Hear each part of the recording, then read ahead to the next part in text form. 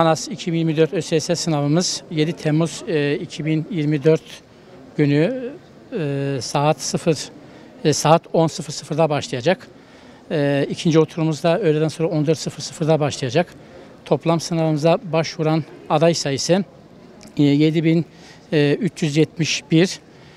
Öğleden sonraki oturumu içinde 3.694 kişi sınava girecek. Sınavımızda tüm hazırlıklar tamamlandı. Soru kitapçılarına basıldı.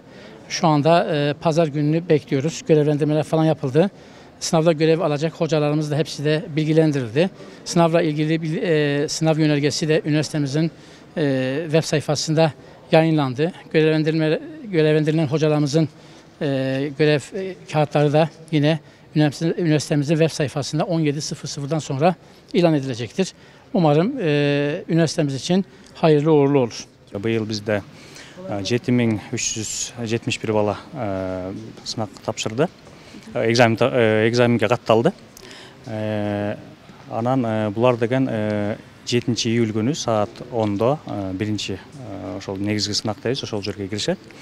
Ал эми түштөн кийин болсо 3694 киши дагы англис тилинен сынакка катталды.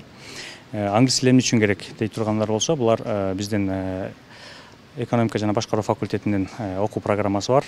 Буларды айта кетип турган болсок, телеаралык мамилелер, менеджмент, экономика, финансы жана кредит бөлүмдөрү бул жерге англиский талап кылынат.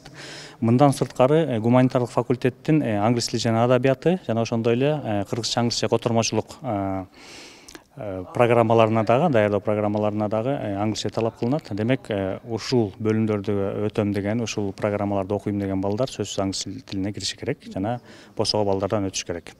Босого бал деп атам, муну да айта кетейин. Босого бал дегенибиз бул биздин факультеттер үчүн жалпы 120 деген балды алыш керек. Бул биздин сынактан ошонун ичинен 110 бал ала турганы бул теология факультети бар. Бул жерде ислам билимдери жана дин билимдери деген эки программабыз бар. Ошол жерге 110дон жогору, ал эми калгандардын баардыгына 120дан жогору бал топтош керек.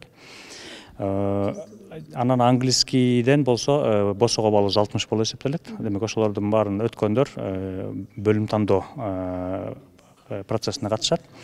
Жыйынтыгы болсо 7 июлда экзамен кылсак, 9-да жыйынтыгы чыгат буюрса. Ал эми 10-у, 11-и, 12-си ошо 3 күндө балдар ошо балын алган балына жараша бөлүмдөрдү тандап, ошо окуу программаларын тандаганга. Алдын баары жанакы биз каттоо учурунда берген жеке кабинет, жолсо жеке бөлмө дейли, личный кабинет аркылуу жүргүзүлөт. Университетке келүүнүн кереги жок. Булардын баардыгы ошол жерде тандалат. Балдар бөлүм тандап атканда жанында рейтингтери көрүнүп турат.